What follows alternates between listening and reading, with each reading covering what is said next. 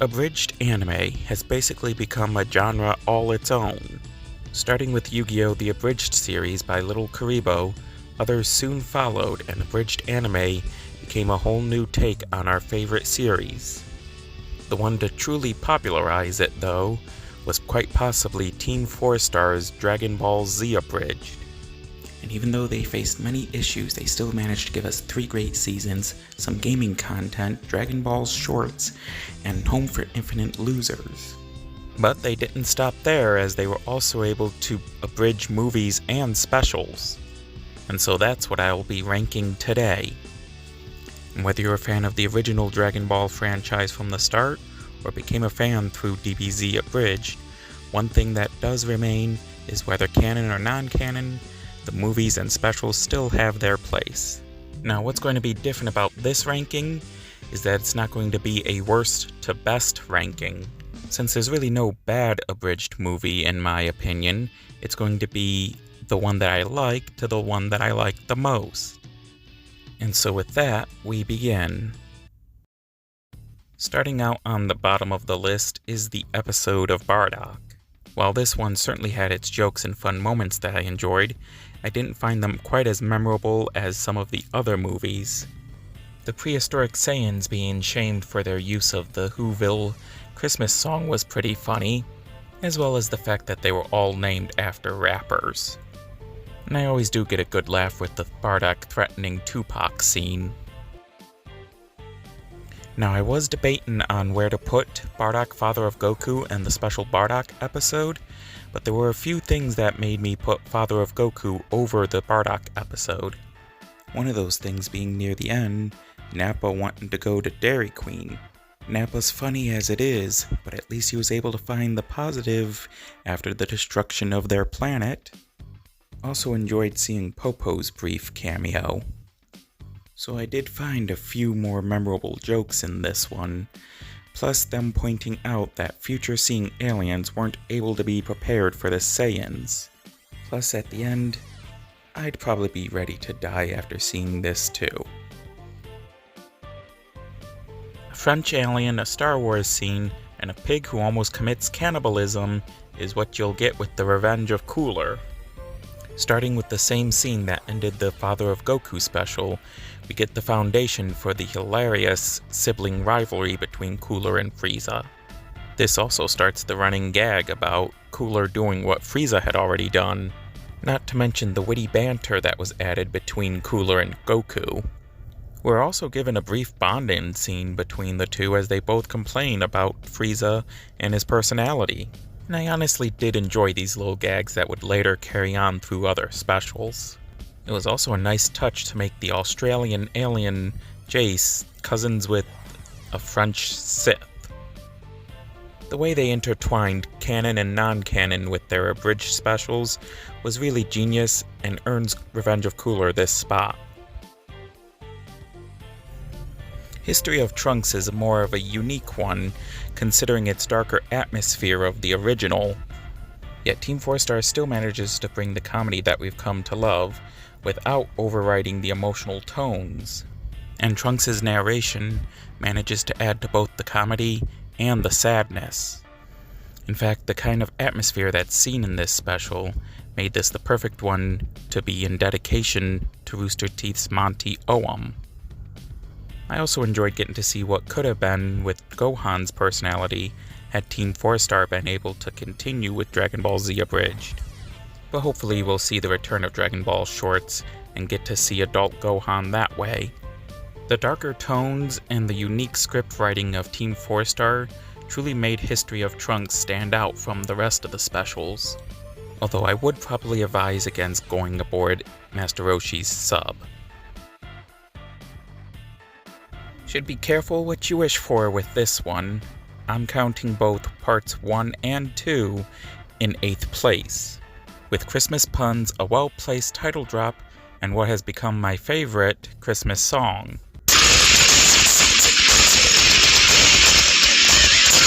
Christmas Tree of Might involves a plan that is truly Disney evil, stealing the joy from all of Earth.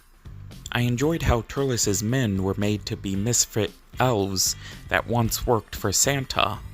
In fact, they were each given interesting backstories. Goku's love of Christmas is a nice little touch, and his inspiration by his greatest hero Santa Claus to kick Turles' ass. This also provides some foreshadowing for a later movie.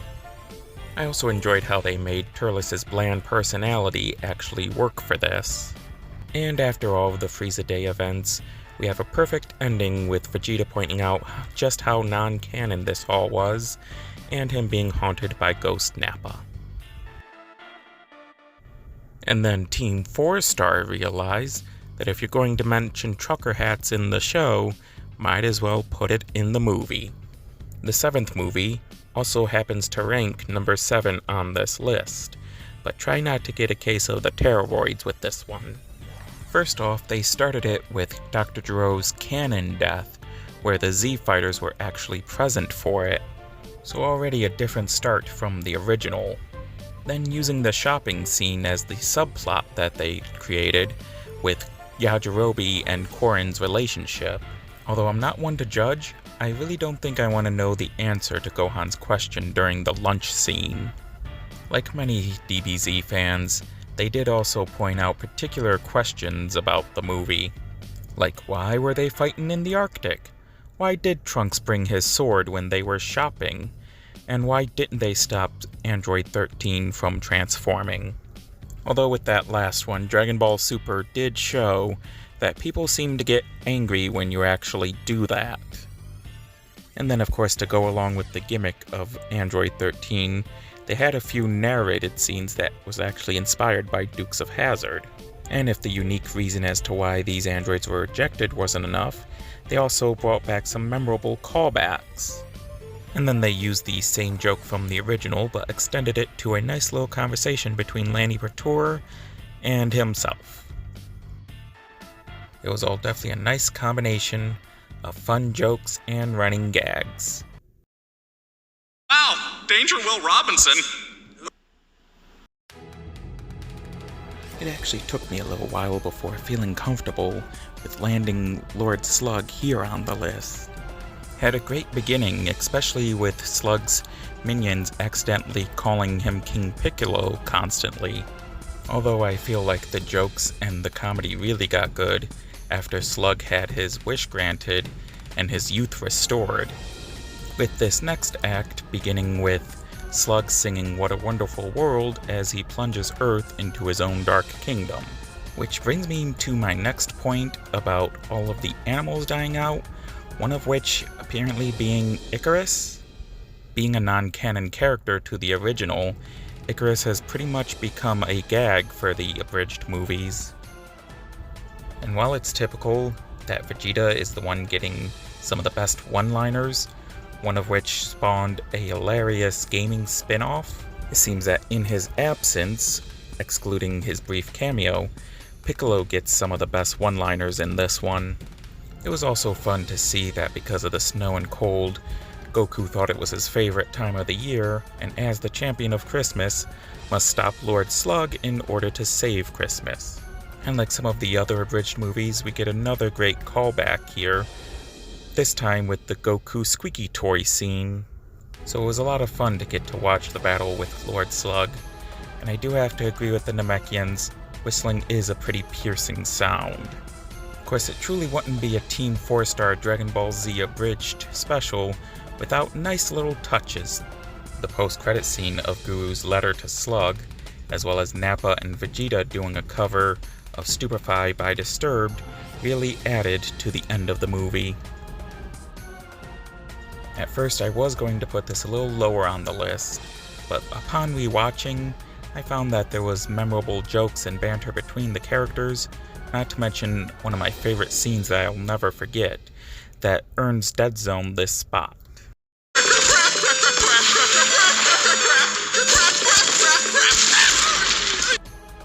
DBZA is known for having some great running gags, and some of the ones for the movies actually started here, such as Gohan always being given books, or Shenron's snarky remarks whenever somebody makes a wish.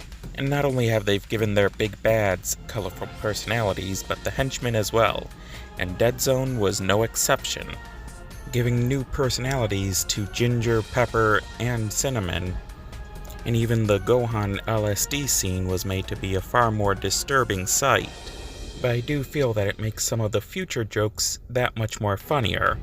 And then in the end we get Gohan doing that thing where he gets really angry and beats the bad guy, and Goku takes the credit. And speaking of fighting, Team 4-Star did have some good fight scenes to work with from the original, which made it that much more fun to watch. And remember that scene I talked about earlier that I always loved? Well, it's another one of those nice little touches where the whole thing was actually a story that Krillin was pitching to Nappa. The "it never really happened" trope is usually annoying and unnecessary, but when Team 4-Star does it, it just makes things that much more funnier. Making it just outside the top 3 is Cooler 2: The Return of Cooler's Revenge: The Reckoning. Yes, that is the name that they gave it.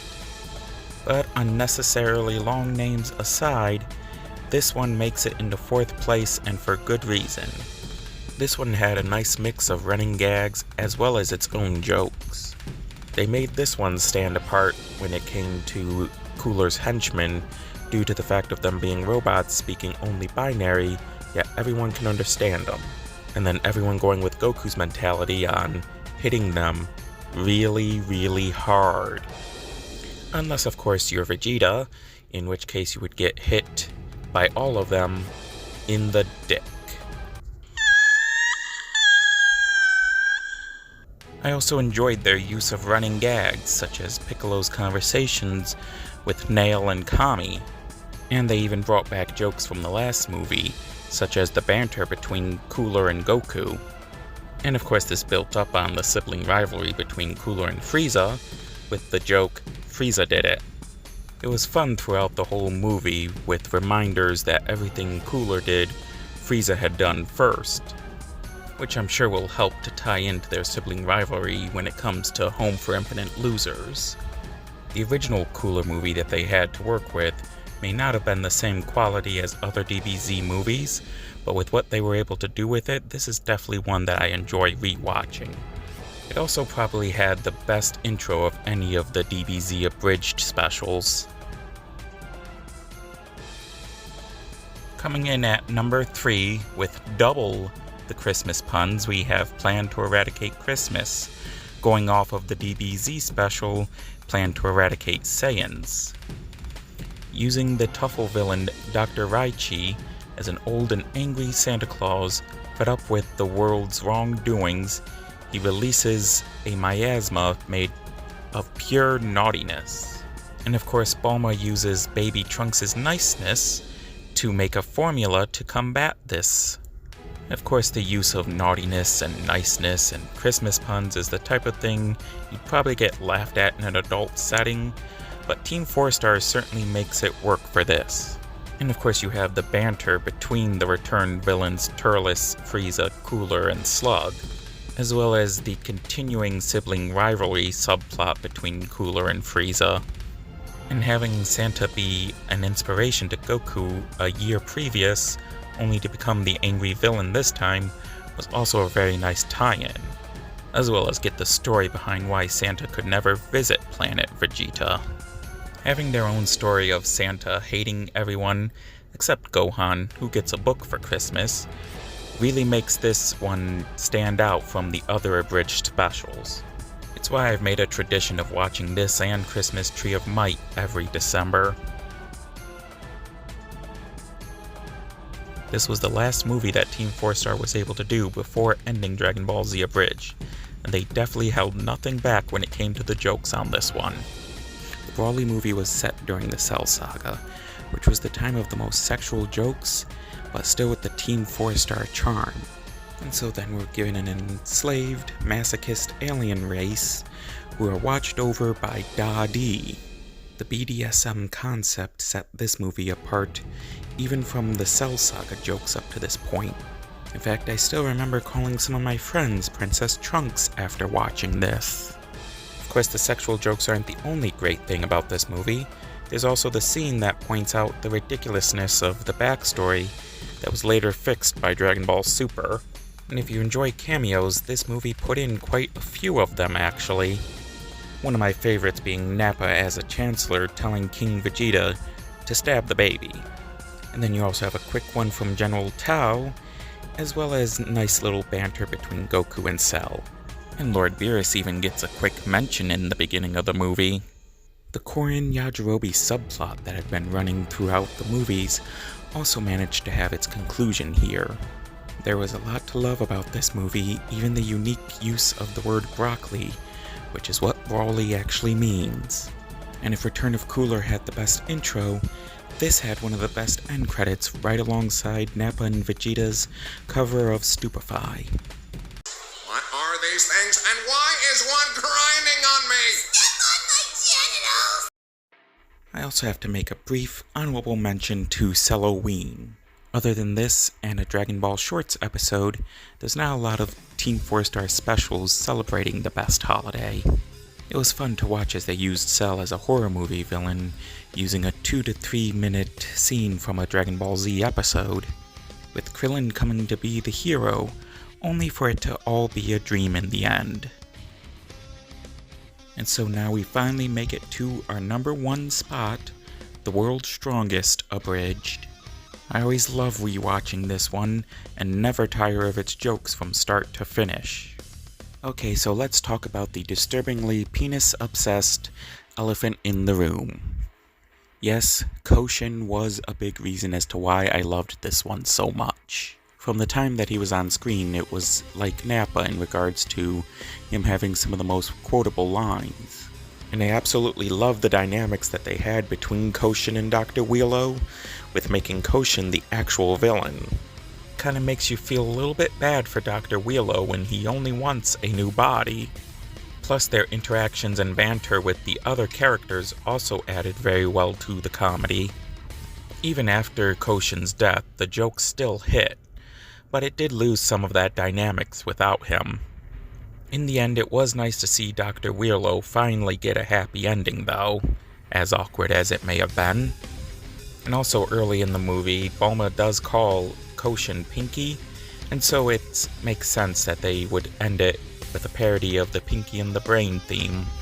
The amount of jokes, the quality of the jokes, the character dynamics, the use of references and callbacks all work together to make this my top pick for the DBZA specials.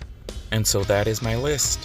Thank you for watching, and please be sure to like and subscribe as it would really help. And let me know in the comments which one was your favorite. And remember to keep gaming.